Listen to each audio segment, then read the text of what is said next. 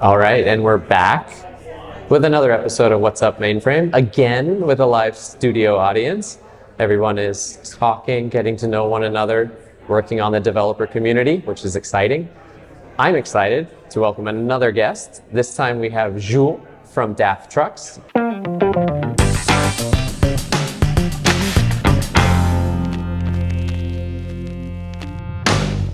Jules, can you tell us a little bit more about yourself? Yeah, sure I can. Thanks for having me. So I'm Jules Kreutzer, DAF Trucks. I'm now almost 3 years in the mainframe business, mainframe world, so I'm fairly new, but definitely liking it so far. So, yeah. Excellent.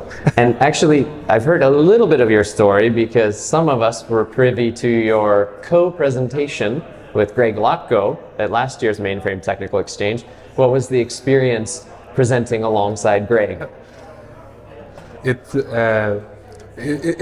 was, I was nervous because it's a bigger audience and it's also live, but yeah, I had to convince him that trucks are better than cars. So that's really tough. Oh my goodness. And did he try to persuade you how great Corvettes are? Yeah, unfortunately. Indeed. All right, so I mean, this is kind of a great segue because here you presented at last year's conference and you were talking about some of the things that we're interested in, but for this audience, they may not know kind of what you've been trying to achieve at DAF Trucks. So before we get into kind of the particulars of the solutions, just can you tell us some of the overarching goals that you have for mainframe development? Yeah, actually where I'm focusing on is modernizing our development toolset. And that's partly our development area, like Roscoe that we use, to modernize that towards Visual Studio Code, but also to further integrate our deployment pipelines with standards that we have within our company. That's the things to work on and to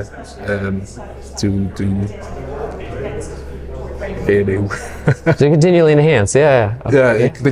Continually enhance that. Excellent, yeah. No, it's very much a journey, and it's kind of complicated sometimes to describe all the directions you're necessarily taking as part of the effort. I know, and we're kind of interested in, you're pretty closely connected with the Code4Z project. So can you tell us kind of how you found out about Code4Z, how you got connected, what were the initial interactions like? Well, how I found out was from my predecessor. Okay. So he firstly reached out to you to set it up because we have our own COBOL dialect that we use the COBOL language support for. And to further improve that and expand it and use it more within our company, we're in constant contact with you guys to further improve that. Yeah, and actually in a previous episode, Veet was talking about the COBOL LSP extension and gave us an idea of dialects and the kind of flavors. So can you explain just a little bit about your particular COBOL dialect and what it was for and why you're seeking to have the LSP cover it as well? Yeah, I'll try to do it short. Yes, exactly. No, we have this system called MATE, which stands for Manage All Information Documents and Definition. Okay. Yeah, it's a short, yeah. And not much in there, I expect. But that it is used for distributing our reports, transactions and stuff, and we have like our own dialect to be able to communicate with Mate. So for example, write transaction statements, to write report statements, to distribute them to specific printers or users or things. That's what our dialect does. Okay. That's why we need the language support. No, it makes total sense. So, as I understand it, as much as we've supported you from the Code4Z and Broadcom side, you've also made contributions. So what's the interaction? How has it been working kind of across teams to work on that dialect? It's fun. It's sometimes difficult because it's the things I work on is completely different than what you work on. Yeah. So it's sometimes difficult to understand, okay, how it's going on, how is it working exactly. But there, I got via Veet or via one of your colleagues then the information. Look at that point, or maybe look there, and then I'm able to do it. And it's nice to be able to add to the source to make it better and improve it.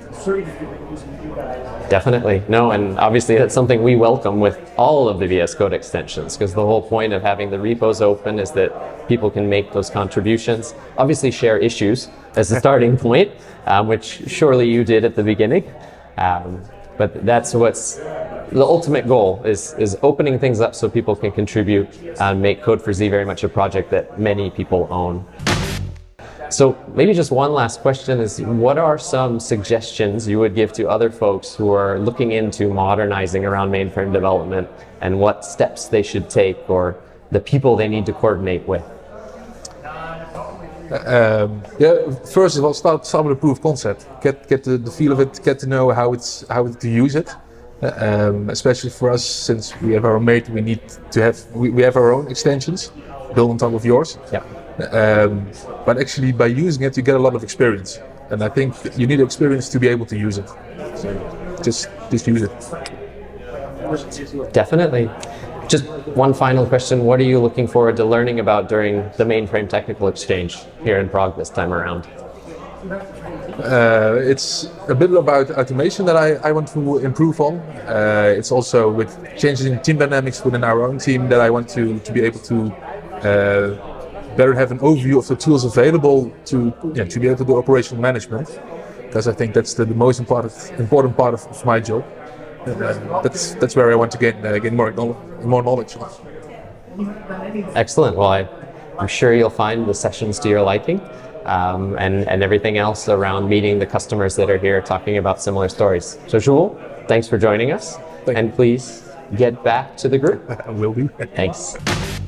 Jules spoke to us about the value his developers are getting from the COBOL language support extension and its support for special dialects. Let's take a look at the basic configuration for copybook support, as well as the dialect specification. In VS Code, you can see that I have the COBOL LSP extension installed and active. In my workspace, I'll open my COBOL program called Dagos. At the bottom, you can see that I have a lot of errors for this program.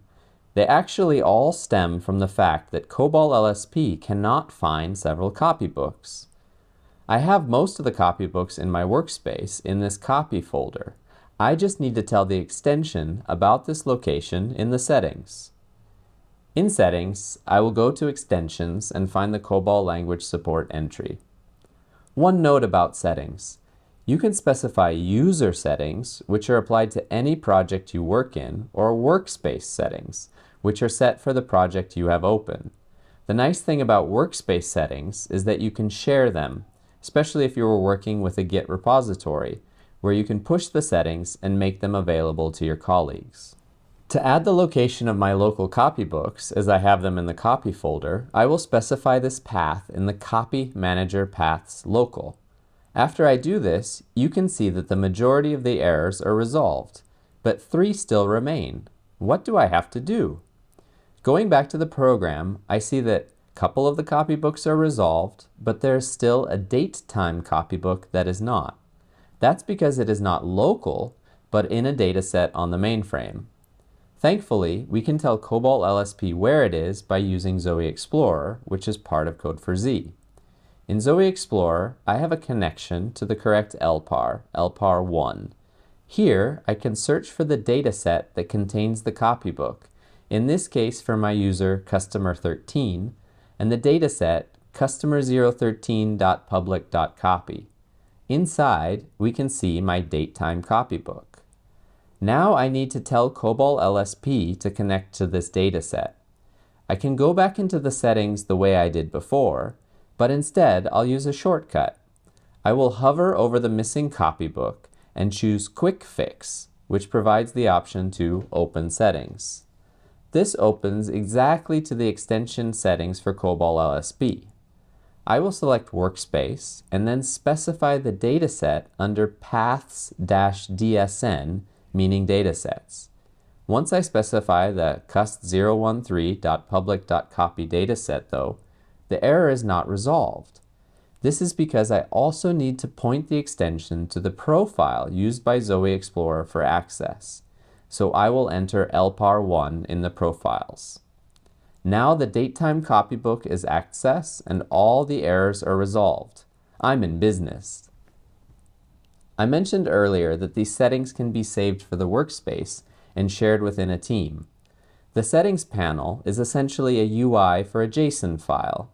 You can open this settings.json file and quickly specify any values, such as the path to local copybooks, as I did before.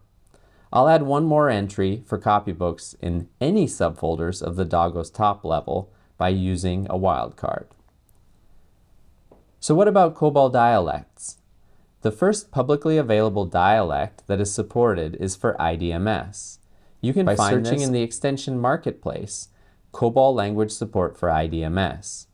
It has the exact same settings that we went through for the base COBOL LSB, so no matter whether your copybooks are local or are on the mainframe, you will have full accessibility when working with your COBOL programs in VS Code. Oh, wow. Question from the audience. Before working into the mainframes, what were you doing?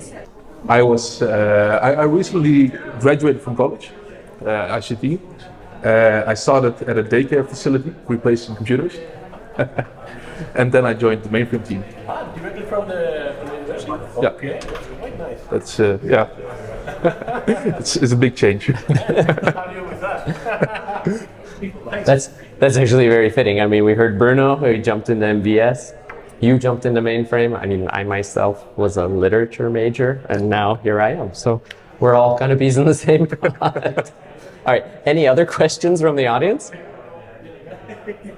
All right. Excellent. So thank you so much for being here. Yeah. Enjoy.